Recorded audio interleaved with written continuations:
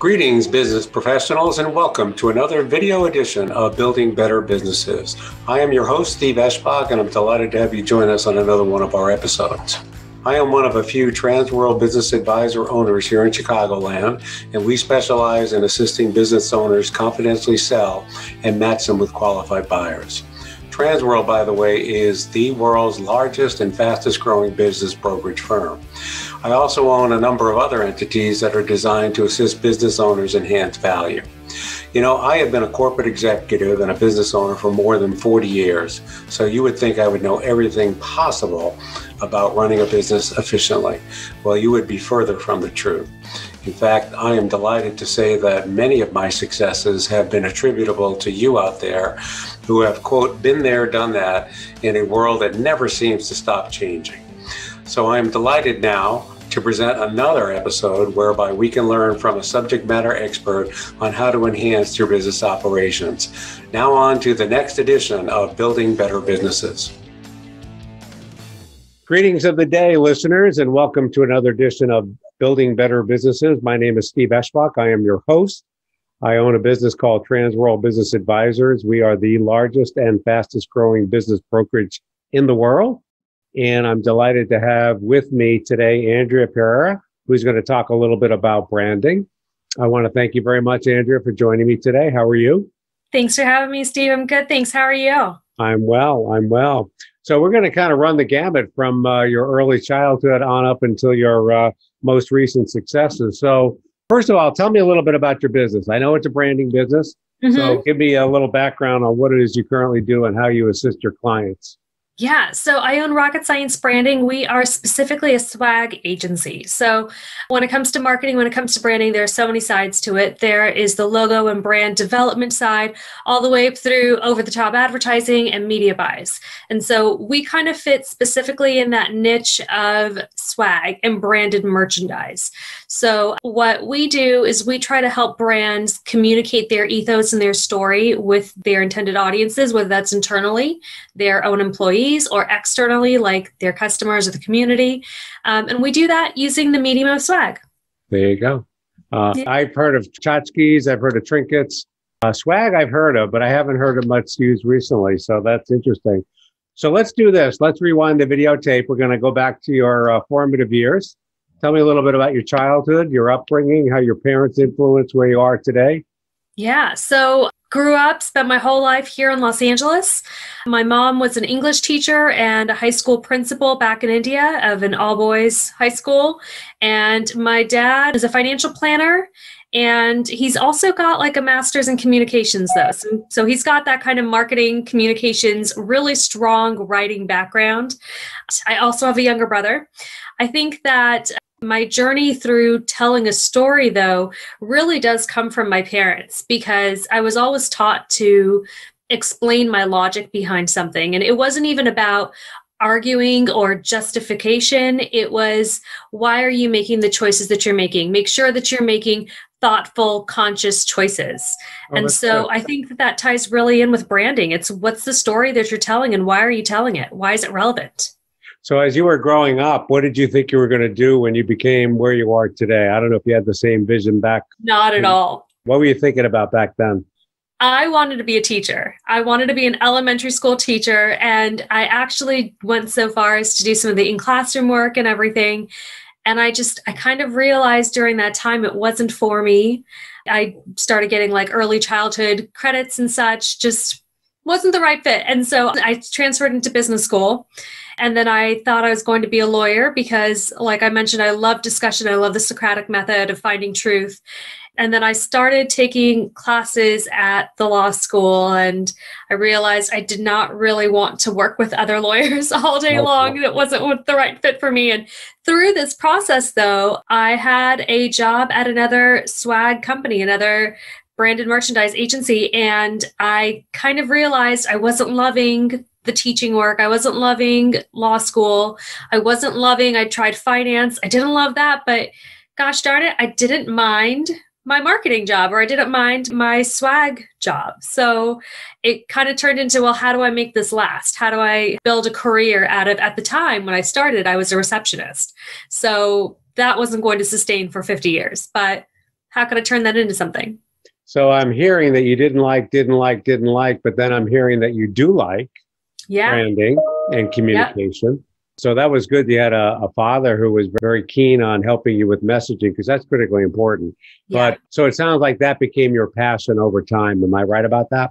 Absolutely. I thought it was really interesting that all the plans that I had for myself were really not bringing me joy. And the one thing that was not at all planned is where I found happiness and where I decided to stay.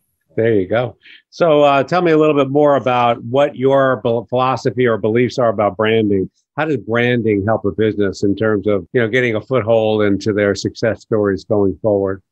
So I think the branding has changed a lot. And in order to really understand how branding works today and how branding is integral to a business, I think you kind of have to understand where people are today.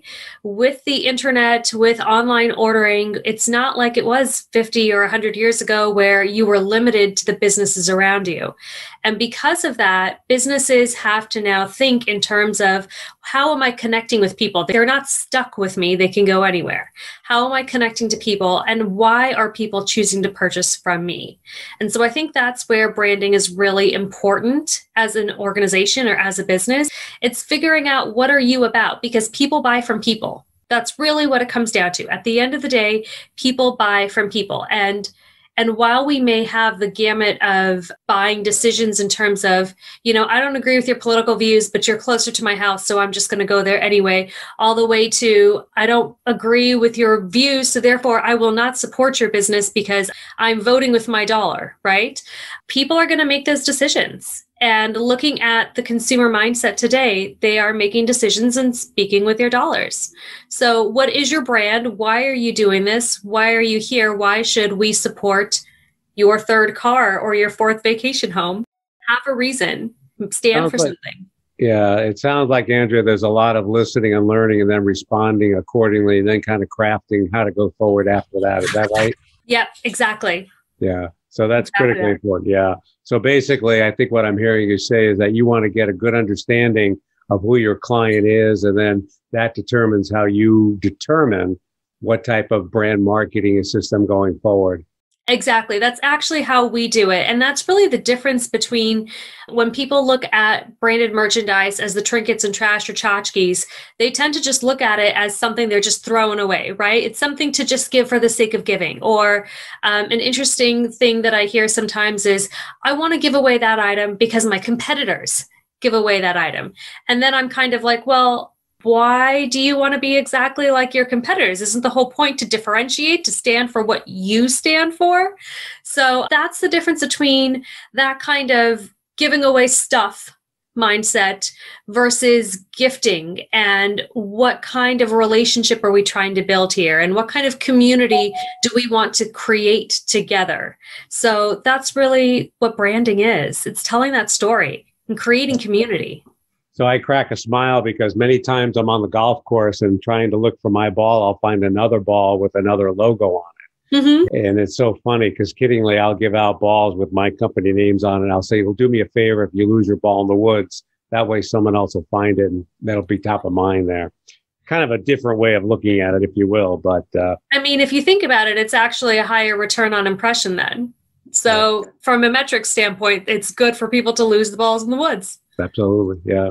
So what would you say is your ideal client? So tell me a little bit more about Rocket Brand, and then what type of clients are you going after? You're not going after the major automobile manufacturers or anything like that. What would you say in your area? Who are your ideal clients, and how do you go about finding them? So we do actually work with some of those major automobile manufacturers. Very good. And we do have some of them on our roster. We've got quite a few Fortune 100, Fortune 500 companies on our roster. Good. What we actually look for, and I know a lot of business professionals use the terms ICP, or now the buzzword right now is avatar, right? We aren't really looking for an avatar at Rocket Science. We are looking for a feeling, an ethos, a dedication towards your own brand.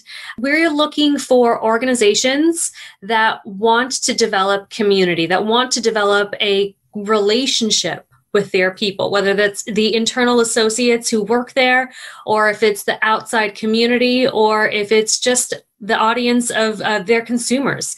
And what we're really looking for is, what do you believe in? Who are you? And how do you want to connect with people? That's what we're looking for. So our clients, when we are out there prospecting, we tend to look for businesses that are over $10 million in revenue, that have an established brand persona. They know who they are. They know what their mission is.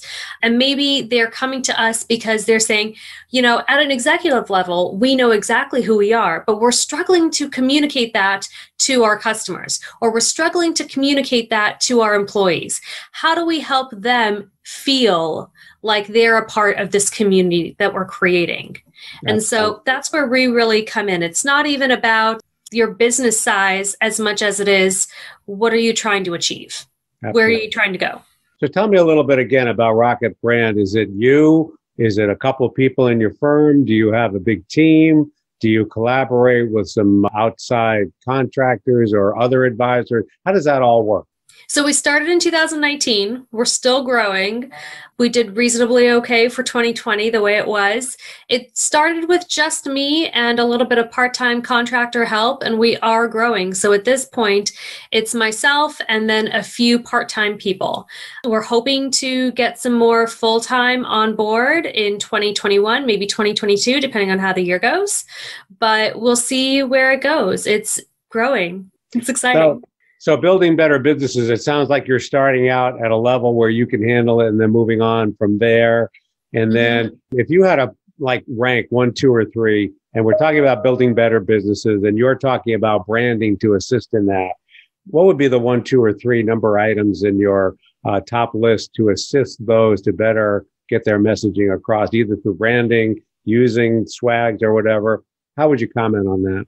I think my first thing would be the branding itself, to figure out who are you, why are you doing this, who are you really trying to connect with, looking at it from a brand affinity standpoint, and even the fact that it's 5 times more expensive to acquire a new customer versus retain the customer you already have.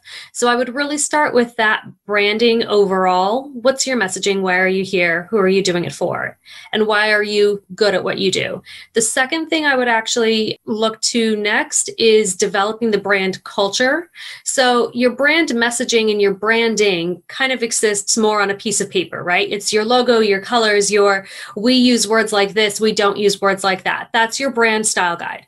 The next thing I would do is to develop the community and really feeling that ethos internally, because I think that swag or really any kind of external marketing is a moot point if you don't understand what you're doing and why you're doing it. It's going to come through in your customer service. It's going to come through in your attrition and how long you're able to keep employees for. It's going to come out whether or not you want it to. And so I think that cultivating that brand love internally is really the second step. You've got your messaging down, you know who you are. Now you need to communicate that. And then swag would come in third in that sequence, because that is the medium to support the messaging, to support the culture. There's no point to putting out cool swag if you're a terrible company with a horrible mission and no ego. That's very well said. And the interesting comment that you made there, the one that resonated with me, you said it's 5 times more expensive to get a brand new customer than it is to kind of retain your customers. So there must be a lot of thought component involved in that whole concept, I would imagine. Yep. Makes a lot of sense. So we're almost near the end of our 15 or 20 minutes, if you will. What haven't we covered up to this point that you think you want to get the message to our audience about? One thing that we tend to actually do webinars for our clients on. So we'll meet with a client, a marketing director may make a purchase from us and they'll say, we want to buy A, B, and C products. And then we actually will do webinars for our clients' sales teams or whomever is using the product, maybe their event team or whatever. And one thing that I like to emphasize is using your swag strategically, thinking of it as a gift, right? So you may not give a tie to your mom at the holidays. You probably will not give a new scooter or whatever the new skateboard wheel toy is to your grandfather, right? You think about who's going to use a gift before you go out and purchase it and before you choose to give it to them. So my biggest thing that we haven't talked about that I would bring up is it's better to not purchase swag than to purchase the wrong swag. And then all of a sudden you're just wasting money. You're throwing it away and you're giving something to somebody who's saying, why on earth would you give this to me? Do you not know me at all? I just signed a $20,000 contract with you and you're giving me this? So that would be my biggest piece of advice, thing to take for you, my little freebie, so to speak, is think about what you're buying and who you're buying it for before you hit that purchase now or invoice approved email, whatever it may be. Put that little thought into it and really make it a gift. Make it something from me to you and a connection between us. And that's what's really going to drive that return on your swag. It's going to be the return on your ethos, the return on impression from a branding, and return on investment from a financial perspective. So that's the one thing I'd really leave you with. That sounds good. So we're at the end here now. How can we get in touch with you? How can we find out more about you and your company? Give us that info. Yeah, so Rocket Science Branding, we're based out of Garden Grove, California. You can Google us. All of our contact info is right there. We are also on the main socials. We're on Facebook, Instagram, LinkedIn. If you come to our Instagram, you'll get to see a good variety of photos of the work that we've done, ideas we have. We also put out little series of videos every now and then with whatever's trending or ideas for the holidays. Not everything is even product-based. A lot of it is just, here's a good idea to save you some time when you're making purchasing choices, etc. So I'd start with our Instagram. That'd be great. That's good to know. Thanks so much, Andrea. Thanks for your time, and have a good rest of the day. Thanks, Steve. Have a good one. Thanks, everyone.